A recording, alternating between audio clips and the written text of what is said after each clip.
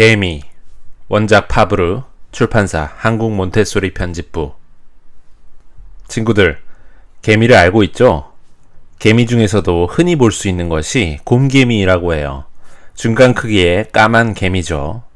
이 곰개미는 길이나 뜰을 종종거리고 다니면서 먹을 것을 찾습니다.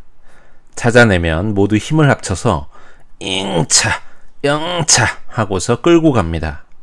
그리고 땅바닥 구멍 속으로 끙끙거리며 끌어들입니다. 구멍 속이 바로 곰개미의 집이랍니다. 보통 개미는 나비나 벌처럼 하늘을 날 수가 없습니다. 날개가 없기 때문이죠. 하지만 때로는 날개가 있는 개미가 태어나는 수가 있답니다. 날개가 있는 개미를 날개개미라고 하죠. 이 날개개미가 태어나는 때는 봄이나 여름입니다. 어두운 구멍 속에서 날개개미가 우르르 기어 나옵니다. 날개개미에는 암컷과 수컷이 있어요. 암컷의 수는 아주 조금이고요. 수컷의 수는 굉장히 많습니다. 양쪽이 모두 곰개미보다 훨씬 커서 어른과 아이의 차이가 분명히 있습니다.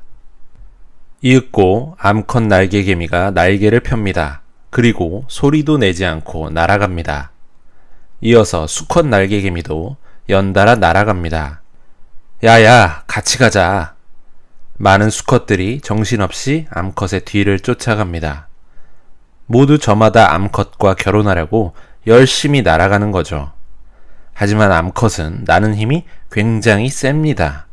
하늘 높이 저쪽으로 비행기처럼 쭉쭉 날아 올라갑니다. 하늘에는 차가운 공기가 흐르고 있어요. 강한 바람도 불고 있고요. 수컷들은 이제 지칠 대로 지쳐서 더 이상은 안 되겠다. 계속 아래로 떨어집니다. 하지만 가장 힘이 세고 가장 날개가 튼튼한 수컷은 겨우 암컷을 따라잡습니다. 그리고 푸른 하늘 위에서 결혼을 하죠. 결혼이 끝나면 암컷 날개개미는 곧 수컷과 헤어집니다. 그럼 여기서 헤어지자. 잘 가. 몸 조심해. 안녕. 이것으로 끝이 납니다. 벌레의 세계는 언제나 이런 식이죠. 혼자 남은 암컷은 땅 위로 내려와서 소용없게 된 날개를 비틀어서 떼어버립니다. 이제 날개개미가 아니에요. 그냥 큰 암개미입니다. 이 암개미는 돌밑이나 풀포기 밑에 입으로 구멍을 뚫습니다. 이 구덩이 속에 들어가서 알을 낳는 거죠. 이 알은 밥풀과 비슷하게 생겼는데 크기는 더 작은 흰알, 그 알들을 한 10개쯤 낳습니다. 며칠이 지나면 알이 깨어서 작은 곰개미의 아기가 태어납니다. 어른 개미를 하나도 닮지 않은 이 아기, 파리의 구더기처럼 포동포동 살이 쪘습니다. 암개미는 이제 엄마예요. 엄마 개미는 자기의 입에서 투명하고 맛있는 즙을 내어서 자, 먹어라 하면서 아기에게 줍니다. 이 아기는 자꾸자꾸 자라서 큰 아이가 됩니다. 그러던 어느 날 졸려라. 침낭을 만들자 하더니 입에서 비단 같은 실을 계속 뱉어내어서 몸둘레에 침낭을 만듭니다. 개미의 침낭은 고치라고 합니다. 이 고치 속의 아기는 몸의 껍질을 헌 셔츠처럼 벗어 던지고 번데기가 됩니다. 어른 개미와 비슷한 모양의 번데기. 이 번데기는 날마다 잠만 잡니다. 움직이지도 않아요. 많이도 먹지 않아요. 그러나 며칠이 지나면 번데기가 갑자기 꿈틀꿈틀 움직입니다. 그러면 엄마 개미는 고치를 입으로 물어 뜯습니다. 젊은 개미가 속에서 쑥 나오는 거죠. 엄마 안녕. 젊은 개미는 힘이 철철 넘칩니다. 처음에는 몸이 하얗지만 멀지 않아 색이 검어지죠. 이것이 바로 일개미입니다. 저쪽에서도 이쪽 고치에서도 엄마 하면서 젊은 개미들이 나옵니다. 이제 엄마 개미는 아주 편해집니다. 일개미가 날마다 엄마 개미의 먹이를 찾아다 주기 때문이죠. 일개미는 집을 깊이 파서 넓히거나 나중에 태어난 아기를 돌보기도 합니다. 엄마 개미는 마음 놓고 알을 계속 낳습니다. 몇 년이 지나면 많은 일개미가 있는 큰 개미 나라가 생깁니다. 그 무렵이 되면 엄마 개미는 이제 슬슬 암개미와 수개미를 낳아야겠네 하고서 알을 낳습니다. 이렇게 낳은 암컷과 수컷의 알이 얼마 후에 날개 개미가 되는 겁니다. 날개 개미가 하늘에서 결혼을 한다는 것 모두들 알고 있겠죠? 결혼을 마친 암컷은 다른 새 구덩이를 파고 그곳이 엄마 개미가 되는 겁니다. 개미들은 모두 힘을 합하여 일을 잘 합니다. 그러나 모두 그런 개미만 있는 것은 아니죠. 게으르고 싸움 잘하는 개미도 있어요. 사무라이 개미가 그렇죠. 사무라이 개미의 암컷은 곰개미의 집으로 쳐들어갑니다. 그리고 엄마 곰개미에게 싸움을 겁니다. 너 여기서 나가. 내가 살 거니까. 그런 억지가 어딨어. 나갈 수 없어.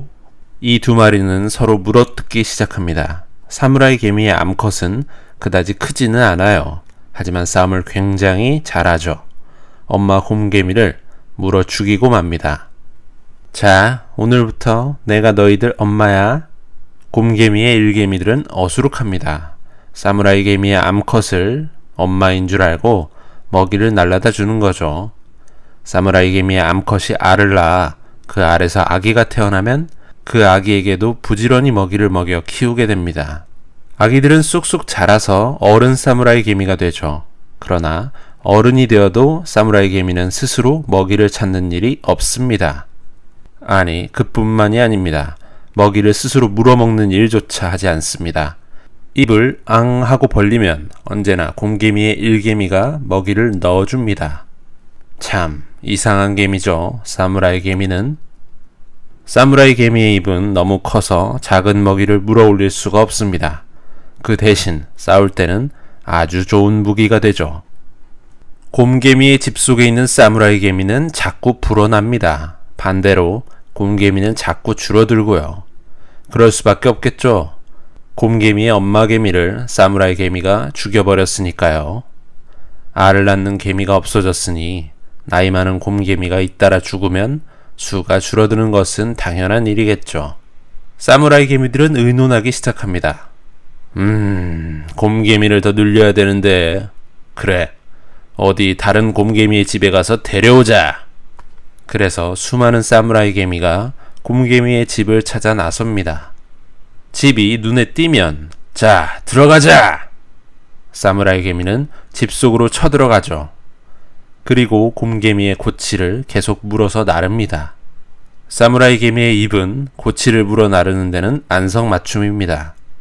곰개미의 번데기들이 고치 속에서 자고 있다는 것은 여러분도 다 알겠죠? 사무라이 개미의 집 속에서 고치에서 나온 곰개미의 일개미들은 이곳이 자기의 집인 줄 알고 사무라이 개미의 시중을 들기 시작합니다. 곰개미가 큰 집을 짓기까지의 이야기, 그리고 그 집을 가로채는 사무라이 개미의 이야기는 이것으로 마무리하겠습니다. 어때요, 친구들? 재밌었나요? 봄이 되면 개미가 집에서 나옵니다. 제일 먼저 나오는 것이 바로 곰개미인데요. 아주 부지런한 개미라 할 수 있죠. 그 곰개미를 부하로 삼아서 자기의 시중을 들게 하는 것이 바로 사무라이 개미입니다. 우리가 잘 아는 파브르 아저씨는 이 사무라이 개미에 대한 것을 여러 해 동안 관찰해서 책으로 썼습니다. 그 일로 인해서 많은 사람들이 개미에 흥미를 갖게 돼서 다른 개미에 대해서도 조사를 하기 시작했죠. 우리 친구들도 파브르 아저씨처럼 개미와 친구가 돼서 한번 관찰을 해보면 어떨까요?